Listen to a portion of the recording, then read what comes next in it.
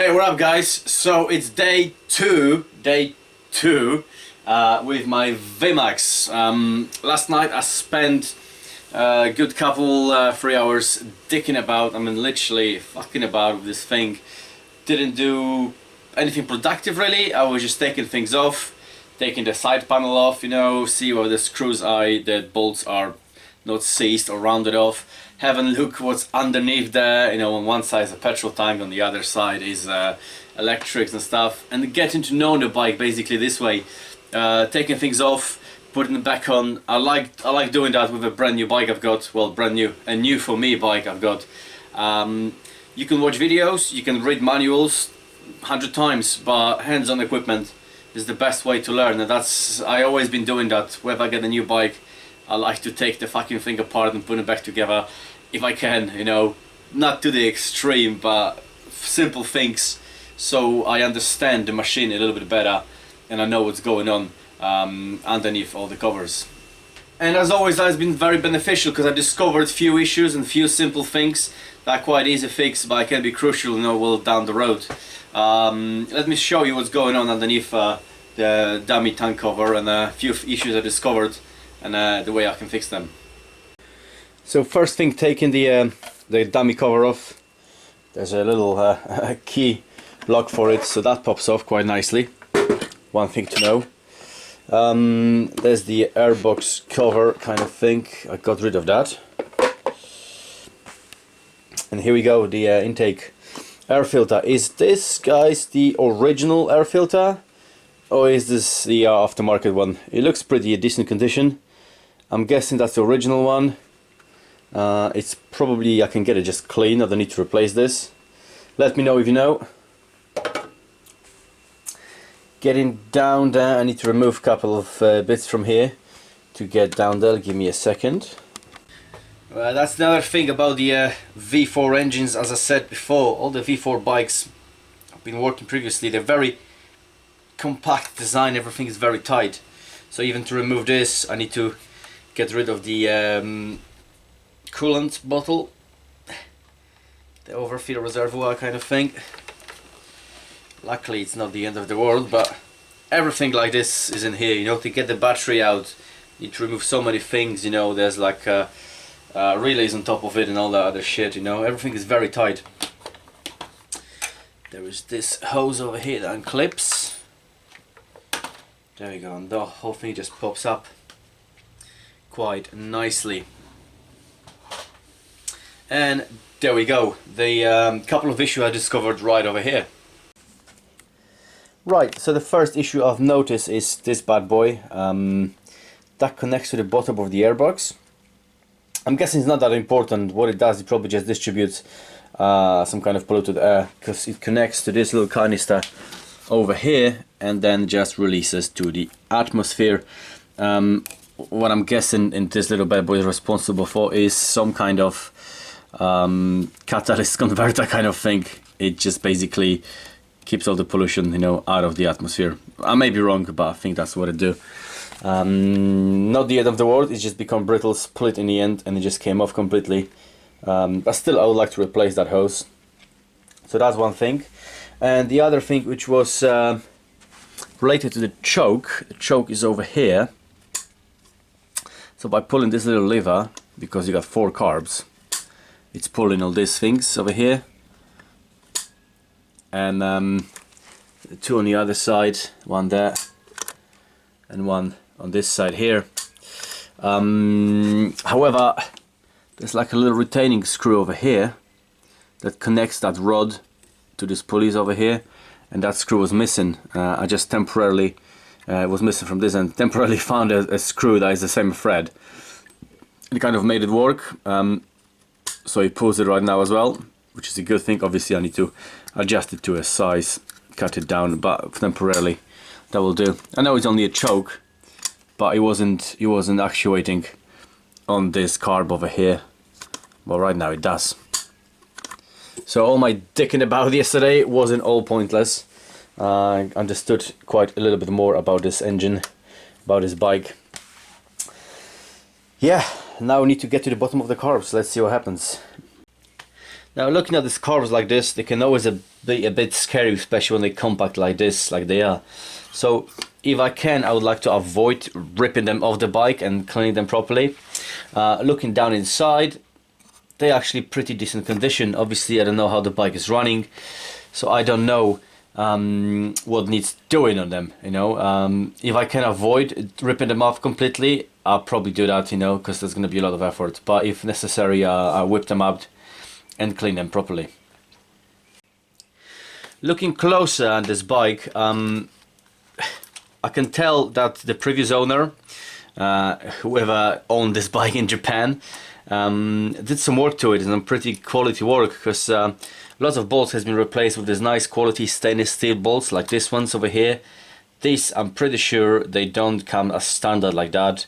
There's the same thing, let me take you off. Same thing on the diaphragm, the carb covers over here. These are standard, comes with this infamous Phillips head or JIS head screws, and they're very fucking infamous for they being basically rounded off because they over tightened. So people replace them with this nice stainless steel Allen head bolts, and they all replaced all around the bike. Same here for this fake air intake covers, you know, they've been replaced as well. So whoever was doing some work on it, you know, obviously took great care of they doing. So that's always a good sign to see. Same things when it comes to the braking, the front brake system. The hoses has been replaced with a stainless braided hoses with this kind of cool looking anodized and kind of racy style banjo bolts all the way around here as well to the front caliper.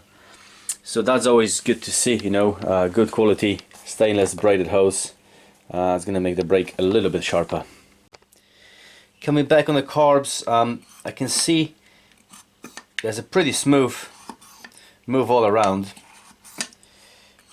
So I'm guessing everything is in the right condition. What I'm gonna do, I'm just gonna whip the covers off, inspect the diaphragms, the things I can do right now without the bike running. Inspect whether they need replacing, whether they need adjusting, I don't know yet. Check the springs, you know, and everything else around it. And then we want to try to put some fresh petrol into it, change the spark plugs, and see whether we can fire this bad boy up. Hey, alright guys, this is now day 2. I'm playing with a V Max. The last clip you saw just a few seconds ago, right after that footage, the camera decided to start corrupting all the files, and I didn't have anywhere to back it up at that stage, so I decided to carry on without any video footage for you guys, just to not to waste another day. And probably a good thing that there was no recording of what was going on over here, because I was struggling just a little bit, and I was swearing, and I probably invented new swear words in all the languages that I can speak. It was interesting. Let me put it this way, it was very interesting, mainly because, as I said before, the V4 engines and all the V4 bikes are very tight and everything is really compact inside, and to get even to the battery or the spark plugs, that took me a while of fucking about, you know. Luckily I've got some specific tools around the garage we and my friend gathered over the years, so it made it a little bit easier to work on things, but still, you know, even the battery, you know, putting the new battery in there, the old one was slightly smaller. I bought the original size battery. It was so tight, I mean, there was no tolerance for even like one cable to be trapped in there or something like this. And I'm sure the battery is not coming out right now once it's in. I'm hoping I don't need to take it out, because it's very, very tight today with all the electrics and relays and everything that goes on top of it, you know. So but I'm there. But was it worth it? Was all this fucking about here worth it? Let's have a look, shall we?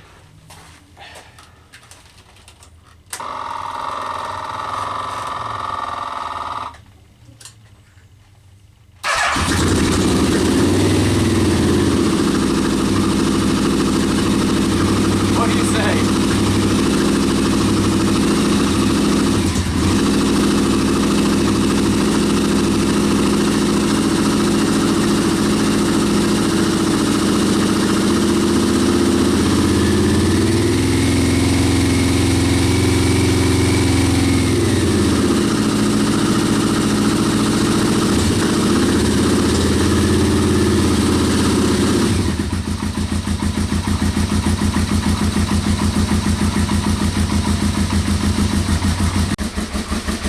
So she's running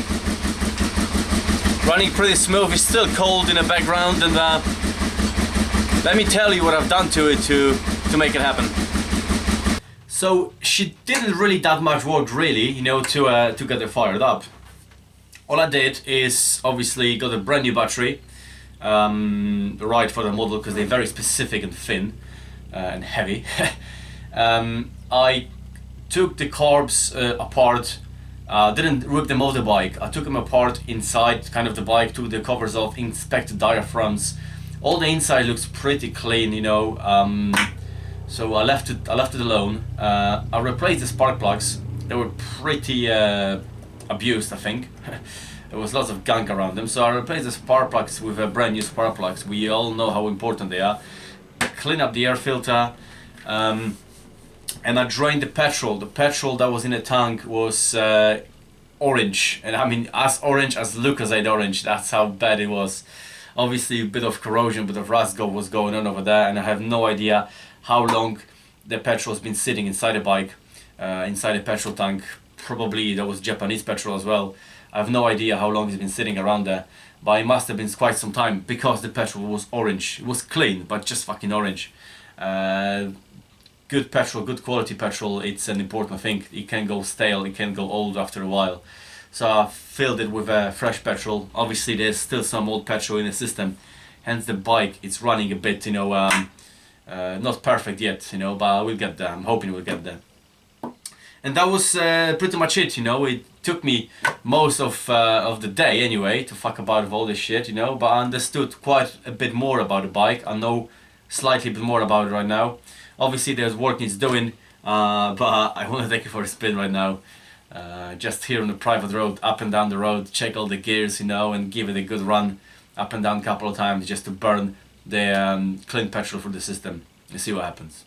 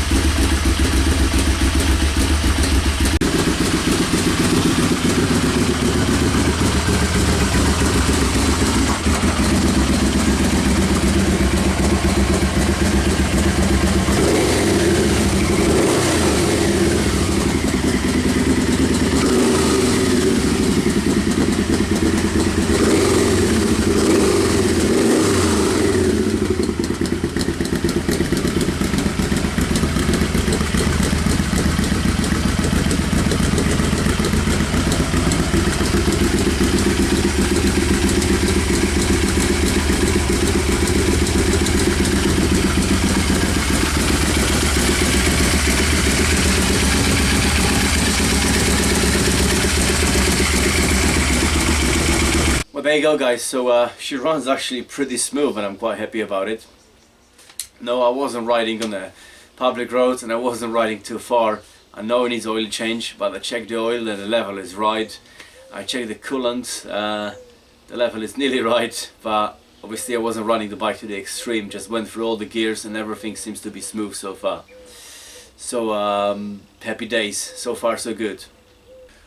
What's next is most likely oil and filter change, but that's a story for another episode.